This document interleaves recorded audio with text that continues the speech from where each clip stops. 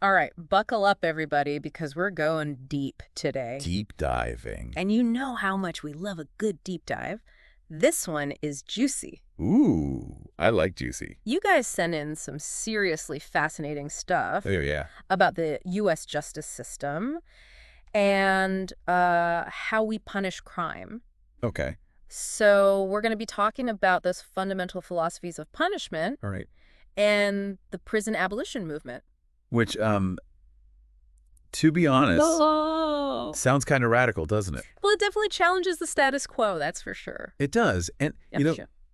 the U.S. has the highest incarceration rate in the world. Oh, wow, that's right. So this conversation is pretty urgent, wouldn't you say? Definitely makes you think. It does. It begs the question, is our system actually effective? Or is it just kind of this cycle of punishment without really addressing the roots of the problem? Yeah, it's kind of a head-scratcher for sure. Yeah. I mean, on the one hand, yeah, you want to hold people accountable for their actions. But is locking everybody up really the answer? Especially when the source material points out that our current system is struggling Really? with these high recidivism rates, meaning people are ending up right back in prison. Right. So let's unpack these different philosophies of punishment Okay. that your sources lay out and see if we can make sense of all of this. Absolutely. We have four main ones to think about. Okay. Retribution, deterrence, rehabilitation, and incapacitation. Okay. Break those down for us. Okay. So each one, has its own logic and Right. implications. Okay. Let's start with retribution. Okay. This is the classic eye for an eye approach. Right. Driven by, a desire for justice, a sense of moral balance. Okay. It's about seeking a punishment that fits the crime that's proportional. So it's kind of like evening the score. Right. Exactly. But doesn't that only focus on the past? What about preventing future harm? That's where deterrence comes in. Oh. The idea here is to discourage crime. Okay. By making those potential consequences so unpleasant, so, strong, that people think twice before they do something bad, before they break the law. Gotcha. Think of it like those click it or ticket campaigns. Right. They're really banking on the idea Yeah. that the threat of a big old fine is going to stop people from driving without a seatbelt. Interesting. So it's all about sending that clear message. Commit a crime, this is what you're going to face. Exactly. But does that really address why people commit crimes in the first place? That's a really important question. Yeah. And it leads us to rehabilitation. Okay. Now, this philosophy shifts the focus Okay. from just punishment to actually addressing those root causes Yeah. of behavior, of criminal behavior. Gotcha.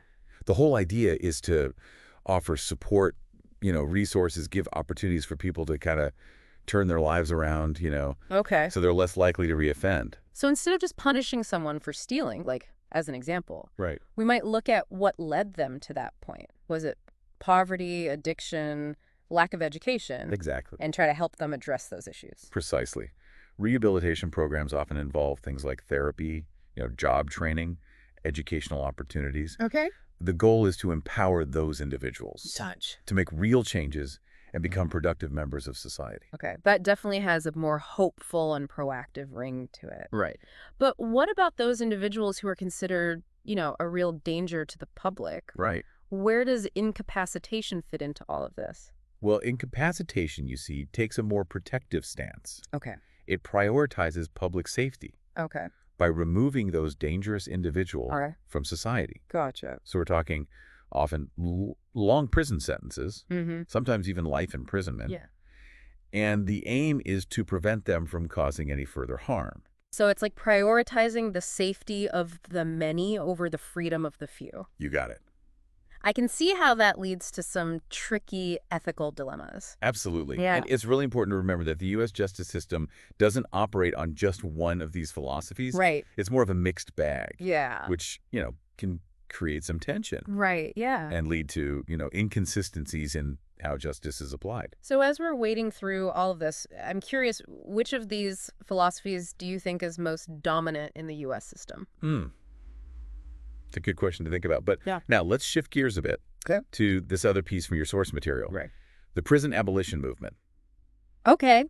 This is a direct challenge to these traditional ways of thinking about justice and punishment. Yeah, the sources describe it as pretty radical. I mean, Abolishing prisons altogether. That's a bold statement, right? it is. Yeah. And it's a movement that argues Yeah.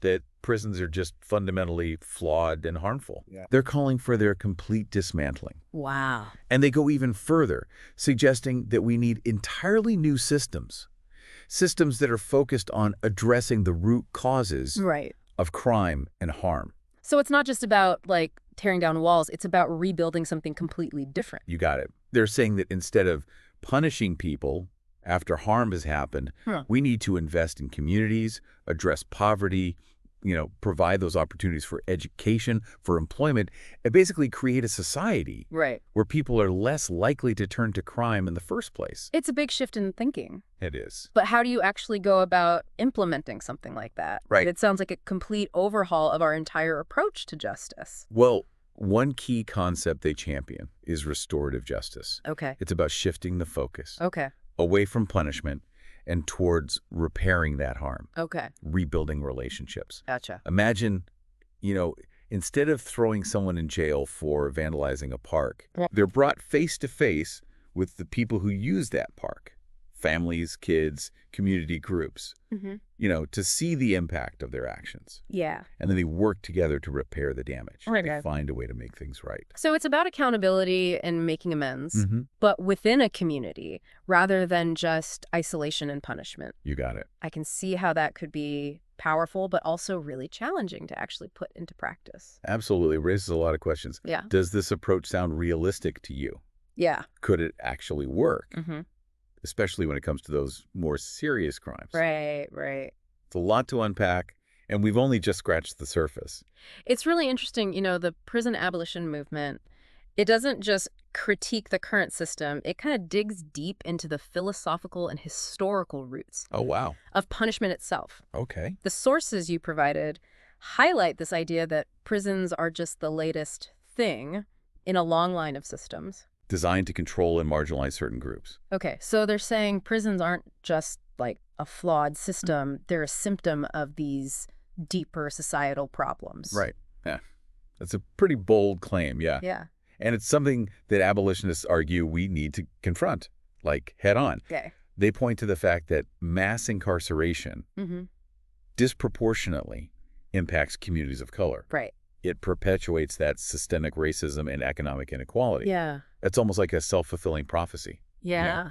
You create a system that targets and marginalizes certain groups. Right.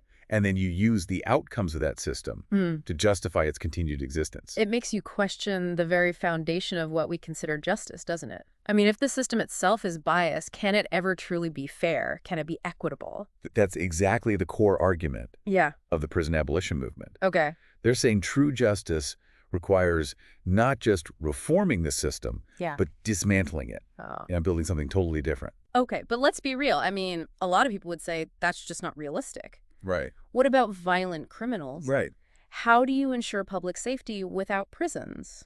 I mean, I'm sure those concerns came up in the sources you were looking at. They definitely did, yeah. And the prison abolition movement acknowledges these concerns. Okay. They're not saying just open all the doors and let everybody out. Yeah. No, they argue for a multifaceted approach Okay. that involves like investing in communities, addressing the root causes of crime, Right. like poverty, lack of opportunity, Yeah. and finding alternative ways to hold people accountable. So instead of just reacting to crime after it's happened, they're talking about being proactive and addressing those societal factors that kind of lead to crime in the first place. Exactly. It's about prevention, Okay. not just punishment. Gotcha. One of the sources you sent highlighted the work of groups that are already doing this. Oh, really? They're providing mental health and addiction support, creating job training programs, working to mediate conflicts within communities. So it sounds like they're trying to build a safety net rather than just a system of punishment. Right. Exactly. But how do you measure success with something like that? I mean, at least with the current system, we can look at crime statistics, even though, as we've discussed, those numbers don't tell the whole story. That is a really important point. Yeah. Abolitionists are saying that we need to redefine Okay. what success even means Okay. when it comes to justice. Gotcha. It's not just about bringing down crime rates. Yeah. It's about building healthy, thriving communities where everyone has the opportunity to succeed. Right. It's a much bigger, more holistic picture. Okay, yeah, I'm starting to see how all of this ties together. Yeah. But how do you convince people to make such a drastic change, especially when fear, like fear of crime, is such a powerful thing in our society? It's a huge challenge. The sources you sent talk about the need for like a massive cultural shift, Right. moving away from those fear-based narratives and towards a more nuanced understanding of crime Okay. and the causes of crime. Gotcha. They talk about storytelling, Mm-hmm. sharing the stories of people who have been impacted by the system, Right. and the stories of the people who are working to build those alternatives. So it's about changing the narrative, moving away from us versus them, Exactly. recognizing that we're all in this together. It's about recognizing that everyone makes mistakes, Right. everyone deserves a second chance, Yeah. and it's about understanding that investing in everybody, all members of society, ultimately benefits everyone. This makes me think about restorative justice again, that we talked about earlier. Right. How does that fit into this, bigger picture of prison abolition? Restorative justice is a key piece. Okay. It's about moving that focus from punishing the offender to repairing the harm and addressing everybody's needs. Right. The victim, the offender, the community. Okay. One source described a program where instead of sending young people to juvenile detention for vandalism, Right. they participate in a restorative justice circle. Okay. They sit down with the property owner, Yeah. with community members, Mm-hmm. and they all work together to repair the damage. Wow. They come up with a plan for the young person to make amends. That sounds really impactful. It is. But could that really work with more serious crimes? I mean, what about cases of violence? What about abuse? Yeah, that's a question that even people who are for restorative justice grapple with, Right. And it's important to note that there are different types of restorative justice. Right. Not all of them are appropriate for every situation. Yeah. But abolitionists would say that even in those cases, the focus should be on healing, Okay. on accountability, not just retribution. So even when someone's done something truly awful, horrific, the goal is to try to understand the circumstances that led to that act Right. and to find a way to prevent it from happening again. Exactly. And that's not to say that there shouldn't be consequences. Right.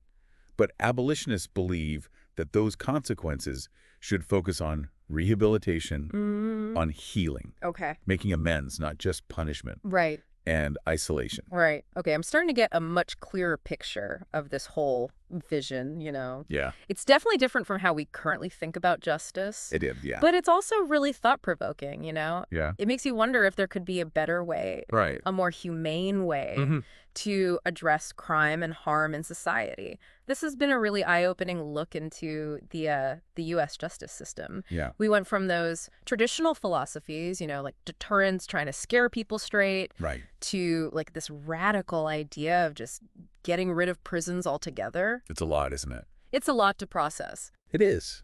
And it's important to remember that this movement isn't just about closing down buildings. Right. It's about changing how we think, a whole way of thinking about justice. Right. It's ingrained in our society. It's like, is punishment really the same as justice? Yeah. But our sources also point out that, our system, it's not exactly working perfectly either. Right. I mean, those high recidivism rates, that says something. Yeah, it really does. And it shows, the limits of a system that focuses so much on punishment Yeah. instead of looking at the root causes. Right. This movement, they want us to imagine a world where we invest in people, not prisons. I mean, that's a huge GE change. It is. Where do you even start with something like that? It feels impossible. It's daunting, for sure, but your sources actually give some, concrete ideas. Okay. They talk about those community-based solutions, restorative justice programs, mental health support, addiction services, job training, education. So instead of building more prisons, we put that money into resources that address the root causes and help people make positive changes. Exactly. It's about shifting from punishment to prevention, Right. from isolation to getting the community involved. Okay. One source even mentioned this program in San Francisco. They divert people arrested for drug possession Okay. away from the system into community treatment. Wow. That's a whole different approach. It's like they're trying to stop that cycle of just going back to prison by addressing those deeper needs. Right. And it's not just about individual people. Yeah. It's about the whole system. Okay. The sources talk about Poverty, racial injustice, Yeah. economic The inequality. big issues, right? Yeah, the stuff that allows crime to thrive. So we got to tackle those root causes, not just the symptoms. It's almost like we need a whole new way of thinking about justice. Yeah, you got it. This movement, they want us to really picture what a just society could be. One that values healing, restoration, and the well-being of everyone. That's it. I'm trying to wrap my head around all this. It's a lot. But it really makes you think, what does this all mean for me, though? What can I actually do? Your sources actually address that. They say that what individuals do when we all do it together can create a powerful force. Okay. It starts with education, with learning, understanding the history of all this, what prisons are really like, the alternatives people are talking about. So doing our research, talking to people, having those tough conversations. Exactly. And we can support the organizations doing this work, Right. the ones fighting for policy changes, providing legal help, creating those community alternatives. Putting our money where our mouth is. Yeah. And don't forget the power of your voice. Contact your representatives, speak up against unfair policies, advocate for changes Right. that align with these ideas of restorative justice, prison abolition. Sounds like being an engaged citizen, personally and politically. This deep dive has really challenged how I think about all of this. That's what we like to hear. So before we go, one final question for you listening. How has your thinking shifted about punishment? What does a truly just and fair society look like to you? Keep exploring these questions, have those conversations, and think about how you can help build a world where justice is real for everyone. Thanks for diving deep with us. Catch you next time, and in the meantime, stay curious.